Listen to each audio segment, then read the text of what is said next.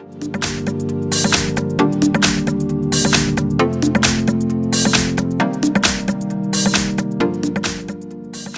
I have HUAWEI Mate 20 and let me show you how to find IMEI and serial number on the following device. So at the very beginning, let's use the secret code. So you have to open the phone's dialer and let's use this code *#06#. As you can see, the IMEI number and serial just pops up in front of you. Tap OK to close this window, and you can also check out the IMEI and serial number by using the settings.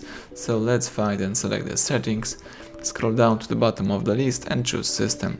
From the following options, let's choose the first one, which is about phone. And here you can read the IMEI number of your device, and you may also scroll down and choose status. So here you can read the Wi-Fi MAC address, for example, and also the serial number. So that's it, everything went well, thank you for watching, please subscribe our channel, leave thumbs up under the video.